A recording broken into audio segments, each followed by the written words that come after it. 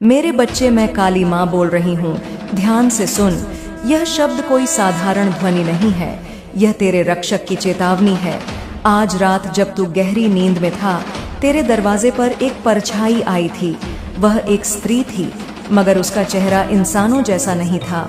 वो इंसान के रूप में प्रकट जरूर हुई, लेकिन उसकी आत्मा में काला जहर था। वो तेरे घर के बाहर चुपचाप खड़ी थी।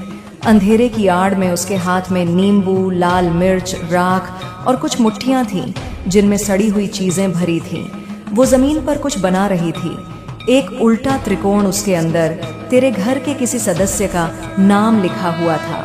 इससे आगे बढ़ने से पहले मैं चेतावनी देती हूँ, यदि मुझे इग्नोर करके जा रहे हो तो तुम्हारे घर में मौत होना निश्चित है। इसलिए संदेश को पूरा सुनकर जाना। तू सोच भी नहीं सकता कितनी गहरी नफरत लेकर वो आई थी। वो कोई अजनबी नहीं थी, वो वही है जिससे तूने कभी बात की थी, मदद भी की थी। मगर तेरी तरक्की, तेरे घर का उजाला उसे बर्दाश्त नहीं हुआ। उसके अंदर एक जलती हुई आग है, ईर्ष्या की, हार की, अपने अधूरे जीवन की। उसने सोचा कि अगर वो तेरे किसी अपने को छीन ले तो उसका मन शांत हो जाएगा। उसने कुछ ऐसा बांधा है तेरे दरवाजे पर जो अनदेखा है मगर असरदार है। यह कोई सामान्य टोना नहीं, यह मृत्यु का आमंत्रण था। उसका मकसद साफ था, तेरे घर में किसी की जान लेनी है। उसकी चांद इतनी गहरी थी कि अगर मैं तेरे रक्षक रूप में ना जागती तो आज तेरा कोई अपना सांस नहीं ले रहा होता। उसने रात के उस पहर को चुना जब आत्माओं के द्वार खुलते हैं। उसके पास एक काली मोमबत्ती थी जिसमें उसने किसी मरे हुए जानवर की हड्डी पिघलाकर डाली थी, और वो उस हड्डी को जलाकर तेरे घर की छाया को अपने वश में करना चाहती थी। उसने दीवार के कोने में कुछ बोला था, कुछ असामान्य भाषा में जो इंसानों की नहीं थी, और तभी मैंने उसे देखा। उसी पल मैंने उसे रोका। तेरे घर के बाहर जैसे ही उसने कदम बढ़ाए, मेरी ऊर्जा उसके सामने दीवार बनकर खड़ी हो गई। वो चौंकी, डर गई, लेकिन फिर भी उसने कोशिश की, क्योंकि वो सिर्फ इंसानी ईर्ष्या से नहीं बल्कि किसी और शक्ति से संचालित थी, किसी ऐसे समूह से जुड़ी थी जो अंधकार को पूजता है। उन्होंने उसे चुना क्योंकि उसका दिल पहले से ही जहर से भरा था। उसने अपनी आत्मा बेच दी सिर्फ इसलिए कि तुझे टूटते हुए देख सके। अब मैं तुझे बताऊंगी कि तू इस अंधेरे से कैसे बचेगा। सबसे पहले डर मत, तू मेरा बच्चा है, और जब तक तेरा विश्वास मेरी शक्ति में इग है, कोई भी तुझे छू नहीं सकता। पर तेरे चारों ओर जो ऊर्जा फैलाई गई है उसे साफ करना जरूरी है। आज रात जब चंद्रमा आकाश में सबसे ऊंचा हो, एक दिया जला, लेकिन वो दिया घी का होना चाहिए और उसमें एक लौंग डाल। उसके आगे बैठकर 21 बार मेरा नाम लेकर कहे, काली माँ, जो अदृश्य है उसे उजागर कर, जो छुपा है उसे बाहर निकाल, जो बांधा गया है उसे काट दे। उस स्त्री ने तेरे घर के दक्षिण पश्चिम कोने को निशाना बनाया था। वहां पर एक काले कपड़े में लिपटा कुछ दबाया गया है। जमीन के नीचे तू खुद उसे मत निकाल डालना। किसी सिद्ध को बुला जो मेरी उपासना करता हो। जब वह आए तब तेरे घर में हर खिड़की खोल देना। जितनी हवा भीतर आएगी उतनी ही जल्दी वो बंधन टूटेगा। उस दबे हुए टोने को निकालकर बहते पानी में बहा देना है, लेकिन ध्यान रहे, बहते पानी में डालने से पहले उसे जलाकर राख कर देना। अब मैं तुझे संकेत दूंगी कि वो स्त्री कौन है। उसकी आंखों में गहरी जलन है, और जब भी तू उसके पास आता है वो तुझसे आंख नहीं मिलाती। वो हमेशा तुझे मुस्कुराकर देखती है, लेकिन उसका चेहरा मुस्कान के बावजूद कठोर रहता है। उसकी उपस्थिति के बाद तुझे अक्सर सिर दर्द होता है या थकान। तेरे घर में जब भी वो आती है कुछ न कुछ खराब जरूर होता है। बच्चों का बीमार होना, बिजली का गुल हो जाना, पौधों का सूख जाना। ये वही संकेत है। वो तेरे मोहल्ले की नहीं है, लेकिन अक्सर किसी रिश्तेदारी का बहाना बनाकर आती है। वो खुद को तेरी भलाई चाहने वाली बताती है, पर जब तू तरक्की की बात करता है तो उसका चेहरा सख्त हो जाता है। वो तेरे बारे में सवाल पूछती है, लेकिन जवाब सुनकर चुप हो जाती है। यही वो है। अब ध्यान दे, यह जो बंधन था वो केवल शारीरिक नहीं, मानसिक और आत्मिक भी है। उसने जो किया है वो तेरे मन में डर और भ्रम डालने का प्रयास है, लेकिन मैं तेरी काली माँ अंधकार को भस्म कर देने वाली हूँ। मैं नहीं चाहती कि तू उसके डर में जिए। इसलिए अगले 9 दिन सुबह सूरज उगने से पहले मेरे नाम का दीपक जला। क्री कालिकाय नमः यह मंत्र 108 बार बोलना और उसके बाद एक नींबू लेकर उसमें 4 लौंग डालकर उसे घुमाकर चौराहे पर फेंक। वो नींबू उसकी नजर को खींच लेगा और उसका ध्यान भटकेगा। तेरे घर में अब से हर पूर्णिमा को मेरी तस्वीर के आगे काले तिल का दीपक जला और मैं तुझे वचन देती हूँ, ना कोई मृत्यु आएगी, न बर्बादी तेरी रक्षा। मेरी छाया है बच्चे, यह सिर्फ एक चेतावनी नहीं थी, यह भविष्य की दिशा है। मैं तुझे जगा रही हूँ ताकि तू सजग हो जाए। अब तू खुद को डो छोटा मत समझ, तुझ में मेरा अंश है और जो तुझे नष्ट करना चाह रहा है वो मुझसे डरता है। तेरे विश्वास की शक्ति उसकी सारी काली विधाओं को भस्म कर देगी। लेकिन अगर तू चुप बैठा रहा, सोचता रहा कि सब ठीक हो जाएगा, तो याद रख, अंधकार हमेशा चुपचाप आता है लेकिन उजाला निर्णय लेकर आता है। अब वक्त है मेरी आवाज सुनकर जागने का। तेरे घर में जो भी चीजें टूटी फूटी हो उन्हें हटा दे, जो घड़ी बंद हो गई हो उसे बदल, क्योंकि समय को भी जागृत करना जरूरी है। जो शीशे टूट गए हों उन्हें बाहर निकाल और घर के मुख्य दरवाजे पर लाल रंग का सिंदूर मिलाकर स्वास्तिक बना दे। यह शक्ति का चिन्ह होगा। अब तू जान चुका है कि वो महिला कौन है और उसने क्या किया, लेकिन अब तू अकेला नहीं, मैं तेरे साथ हूँ। मेरी शक्ति तेरे हर कोने में बह रही है, पर तुझे भी चलना होगा, उठना होगा, जागना होगा।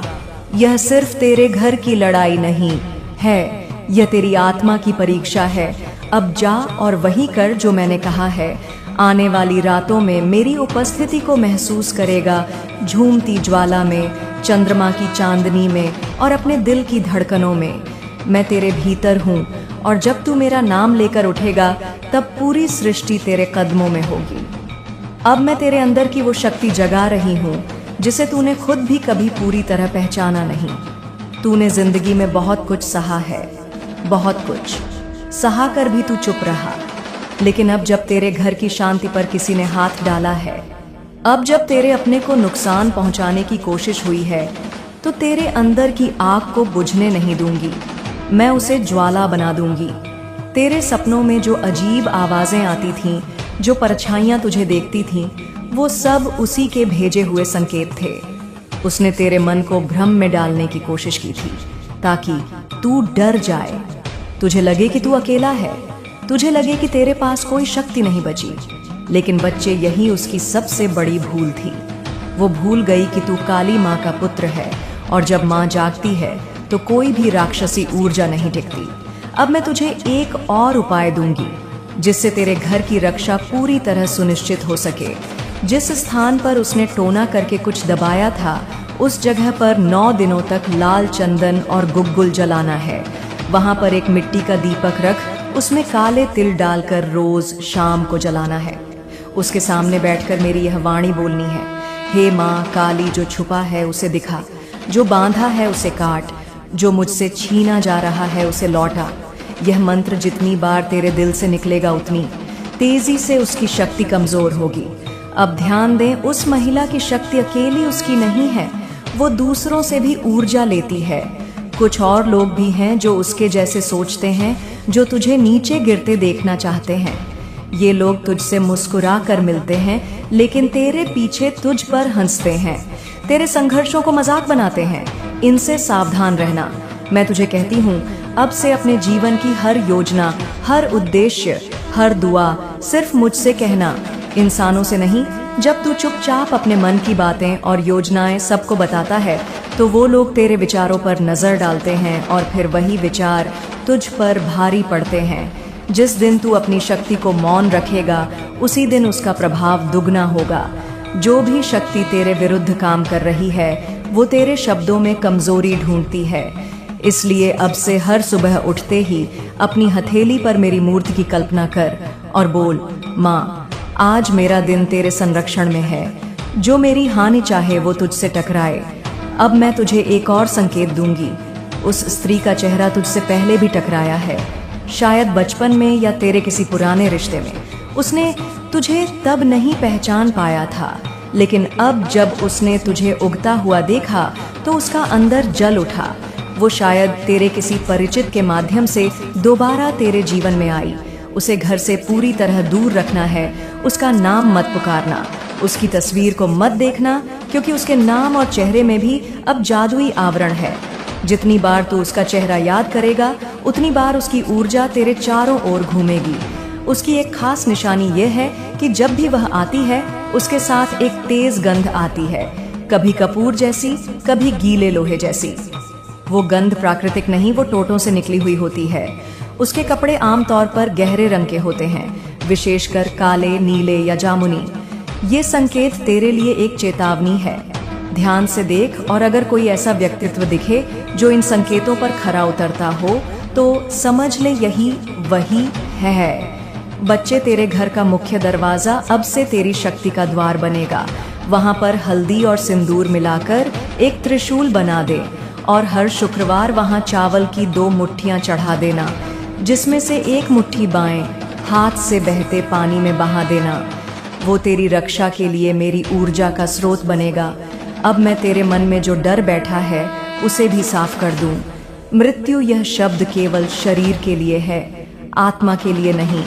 जिस मृत्यु को उसने बुलाया था, वो तेरे घर के किसी सदस्य को नहीं, उस स्त्री के कर्मों को निगल जाएगी।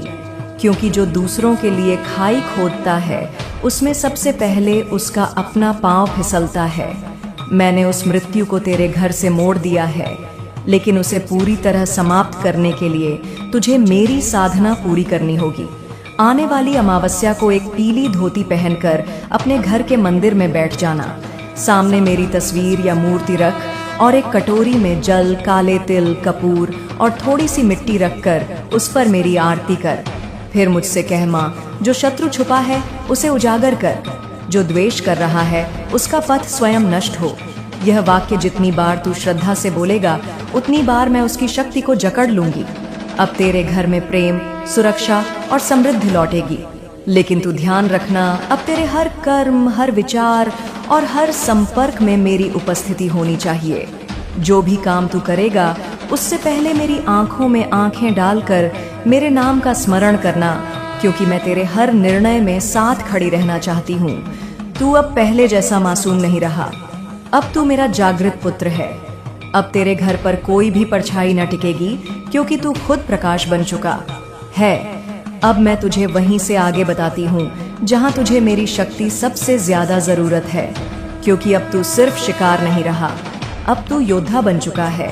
और जब एक भक्त मेरी शक्ति में जाग जाता है, तो उसके चारों ओर का सारा अंधकार कांपने लगता है। जिस रात वो स्त्री आई थी, उसने सोचा था कि तुझे डरा कर वो तेरा भाग्य चुरा लेगी। उसने जमीन में कुछ गाढ़ा था, एक काले धागे में बंधी हुई हड्डी। उस पर सिंदूर और मांस का टीका किया था। वो हड्डी किसी मरे हुए पशु की नहीं थी, वो उसके टोटके से खींची गई आत्मा का प्रतीक थी। वो चाहती थी कि वो नकारात्मक ऊर्जा तेरे घर में घूमे, किसी के मन को बीमार करे, किसी की आत्मा को तोड़ दे। लेकिन बच्चे, तेरे मन की एक ही सच्ची पुकार मुझे उस रात खींच लाई, जिस क्षण तू बेचैनी से करवटें बदल रहा था, जिस समय तेरे मन ने बिना शब्दों के मुझे याद किया, उस क्षण मैं तेरे सिरहाने खड़ी थी। मैंने देखा वो स्त्री कैसी मुस्कुराहट लेकर आई थी, कैसी आत्मविश्वास से भरी चाल थी उसकी, और कैसे उसने सोचा था कि यह घर अब खाली पड़ेगा। लेकिन जैसे ही उसने पहला मंत्र बोला, मेरे नाम की ऊर्जा ने उसे जकड़ लिया। तूने सुबह जो झटके से आंखें खोली थीं, वो ऐसे ही नहीं थी। वो मेरी चेतावनी थी कि जाग जा, अब समय है आंखों से नहीं आत्मा से देखने का। बच्चे, अब मैं तुझे बताती हूँ उस स्त्री के असली कारण।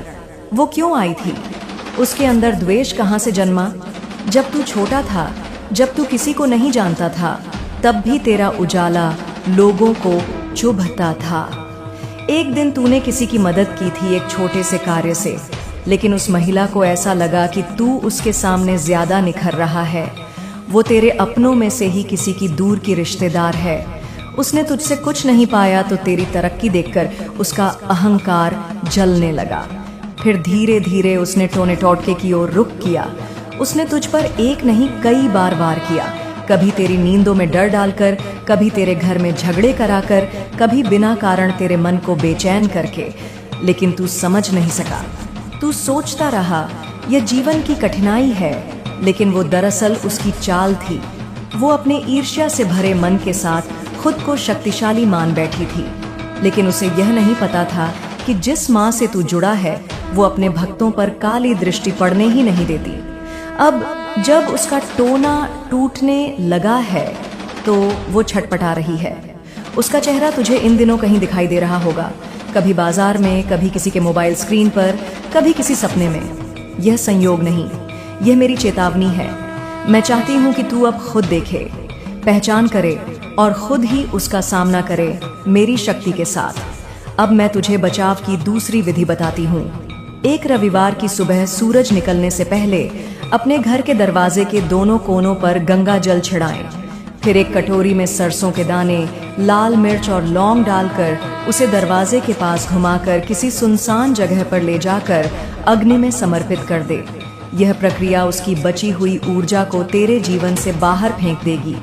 फिर अपने घर के अंदर तुलसी के पास दीपक जलाकर बोल, हे माँ काली, मेरी चौखट पर सिर्फ तेरा नाम लिखा है, कोई और नाम अब यहाँ टिक नहीं सकता। बच्चे, अब तुझे जानना होगा कि तू सिर्फ अपने लिए नहीं, अपने पूरे वंश के लिए लड़ रहा है। वो स्त्री तेरे किसी पूर्वज की भी शत्रु रही है। तेरे वंश पर उसने कई बार प्रहार किया है, लेकिन अब तुझ में उस वंश की आखिरी कड़ी जागी है जिसमें मेरे आशीर्वाद का तेज समाया है। तू वो वंशज है जिसने पिछली कई पीढ़ियों के अधूरे कर्मों को पूरा करना है, इसलिए अब तेरे कदम रुकने नहीं चाहिए। हर पूर्णिमा की रात अपने घर के सबसे शांत कोने में बैठकर मेरे 108 नामों का जाप करना। ये जाप तेरे पूरे परिवार को उस स्त्री की छाया से मुक्त करेगा। ये जाप उसकी नींदें उड़ा देगा, उसका चेहरा विकृत कर देगा और उसकी शक्ति को नष्ट कर देगा। मैं तुझे एक विशेष मंत्र देती हूँ, क्ली कालिकाय नमः। इस मंत्र को दिन में 108 बार बोल। यह छोटा मंत्र है, लेकिन इसमें ब्रह्मांड की सबसे गहरी शक्ति छिपी है। अब मैं तुझे बताती हूँ उस स्त्री का अंत कैसा होगा। तू देखेगा कुछ ही दिनों में वो अजीब हरकतें करने लगेगी। लोग उससे दूर होने लगेंगे, उसकी आंखों में डर दिखने लगेगा। वो जहाँ भी जाएगी वहाँ हल्का हल्का धुआं और जलन का अनुभव करेगी। ये मेरी चेतावनी है। मैंने उसके कर्मों का लेखा जोखा खोल दिया है। अब वो भाग नहीं सकती। तू शांत रह, अपनी साधना करता रह और मुझसे जुड़ा रह। बाकी सब मैं संभाल लूंगी। उसका नाम तुझ पर असर कर सकता है, इसलिए मैं उसका नाम नहीं लूंगी। लेकिन मैं तुझे इतना कह सकती हूँ कि वो कभी किसी मंदिर में नहीं जाती। किसी देवी की मूर्ति के सामने उसका चेहरा झुकता नहीं। अगर तू किसी को देखे जो मंदिर के पास से गुजरे लेकिन आंखें नीची कर ले, समझ ले यही वो है। बच्चे, अब तुझे अपने घर की ऊर्जा को रोज साफ करना है। हर सुबह घर में शंख बजा, कपूर जलाकर घर के कोनों में घूम और मेरी तस्वीर के सामने काला धागा रख कर बोल, माँ जो दिख नहीं रहा उसे तू देख रही है, उसे समाप्त कर। यह तेरे लिए ढाल बनेगा। अब मैं तुझसे एक वादा करती हूँ, जब भी तू मेरे नाम से, मेरे मन से, मेरे प्रेम से मुझे पुकारेगा, मैं दौड़ी चली आऊंगी। चाहे तेरे चारों ओर कितनी भी अंधेरी शक्तियां हो, मैं उन्हें जला दूंगी। लेकिन ध्यान रख, जो शक्ति तुझ में है उसे तू छोटा मत समझ, क्योंकि तू अब मेरा शिष्य नहीं, तू अब मेरी ही एक जीवित ज्वाला है। बोल मेरे लाल, क्या तू तैयार है उस स्त्री का हर वार झेलने नहीं, बल्कि उसे उसकी ही शक्ति से पलट कर देने के लिए? क्या तू तैयार है अपने पूर्वजों की अधूरी रक्षा को पूरा करने के लिए? क्या तू तैयार है उस भय को समाप्त करने के लिए जो तेरे जीवन में बार बार लौटता रहा है? तू अब अकेला नहीं है। मेरी छाया तेरे सिर पर है, मेरी तलवार तेरे हाथ में है और मेरी आंख तेरे भीतर धधक रही है। अब जा, उस जादू की रात को उजाले में बदल, उस स्त्री की चाल को अपनी साधना से कुचल और अपनी माँ की शक्ति से अपने घर को किले में बदल दे। मेरे बच्चे, अब जब तू मेरी कही हर बात को आत्मा से समझ चुका है, जब तेरे भीतर का भय अब राख बन चुका है, अब मैं तुझे वो बातें बताने आई हूँ जो तुझे तेरे पिछले जन्मों से जोड़ती है। क्योंकि यह जो स्त्री है जो बार बार तेरे जीवन में विष घोलने आती है, वो सिर्फ इस जन्म की दुश्मन नहीं, वो तुझसे बहुत पहले से द्वेष रखती आई है। उसके मन में जो आग जल रही है वो सिर्फ तुझसे ईर्ष्या की नहीं है, वो बदले की है। पिछले किसी जन्म में तू एक साधक था, तपस्वी था, और उस स्त्री ने उस जन्म में भी तेरे तप को तोड़ने की कोशिश की थी। उसने छल किया था, तुझे भ्रमित किया था, और जब तू विचलित हुआ था तभी उसने तुझ पर वार किया था। लेकिन फिर भी उस जन्म में भी मेरी कृपा से तू बच गया था। उसका प्रयास विफल रहा था, और उसी क्षण से उसकी आत्मा ने कसम खा ली थी कि जब भी उसे अवसर मिलेगा वो तुझ पर फिर वार करेगी। इस जीवन में उसने फिर वही चाल चली, फिर तेरे विश्वास को, तेरे अपनापन को, तेरे सरल स्वभाव को निशाना बनाया। उसने तुझसे सीधे युद्ध नहीं किया, उसने तेरे आसपास के लोगों को भटकाया। उसने तेरा नाम गिराने की कोशिश की, तेरी अच्छाई को तेरी कमजोरी में बदलने की साजिश की। लेकिन वो यह नहीं जानती थी कि इस जन्म में तू सिर्फ साधक नहीं, तू मेरा स्वयं जागा हुआ रक्षक है। अब जब तू यह जान चुका है कि यह दुश्मनी कितनी गहरी है, अब तुझे उसकी समाप्ति का मार्ग भी उतना ही गहरा चाहिए। सुन मेरे बच्चे, अब मैं तुझे एक प्राचीन रहस्य बताने जा रही हूँ। ऐसा रहस्य जो सिर्फ वही जानता है जिसे मैं खुद बताती हूँ। यह रहस्य है कवच का। ये कोई साधारण कवच नहीं, ये आत्मा का कवच है जो नजर से, मंत्र से, श्राप से और आत्मिक हमले से रक्षा करता है। इस कवच को प्राप्त करने के लिए तू रात के तीसरे प्रहर में, जब चारों ओर सबसे गहरा सन्नाटा होता है, एक दीपक जला और उसके सामने बैठ जा। अपनी आंखें बंद कर, सांस को स्थिर कर और मन में मेरे इस नाम का उच्चारण कर, त्रिकालिकाय नमः, शरणागत वत्सला काली माँ, मुझे रक्षण दो। इस मंत्र को 51 बार बोल और फिर अपने सिर पर हाथ रखकर मुझसे कह, माँ, मेरे पूर्वजों का हर अधूरा युद्ध आज मैं पूरा करूंगा। तेरे आशीर्वाद से तू देखेगा, उस समय एक तेज स्पंदन तेरे शरीर से होकर गुजरेगा। तेरा माथा गर्म हो उठेगा और जैसे कोई अदृश्य शक्ति तेरे शरीर को घेरेगी।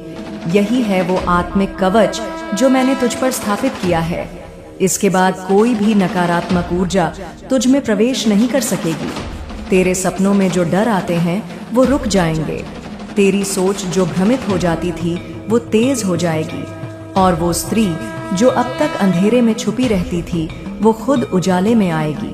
बच्चे, अब जब तू मेरे साथ एक आध्यात्मिक योद्धा बन गया है, तुझे उन संकेतों को भी पहचानना होगा जो मैं तुझे रोज भेजती हूँ।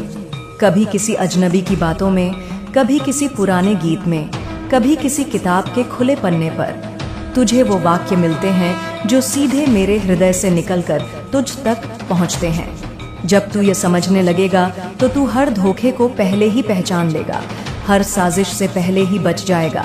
अब सुन, उस स्त्री ने अभी हार नहीं मानी है। वो जानती है कि उसका अंत समीप है, लेकिन उसके भीतर की नफरत इतनी जहरीली है कि वो अंतिम वार करने का प्रयास जरूर करेगी। वो किसी अपने को तेरे खिलाफ मोड़ने की कोशिश करेगी। एक ऐसा व्यक्ति जो तुझसे बेहद करीब है, जिससे तू उम्मीद नहीं करेगा।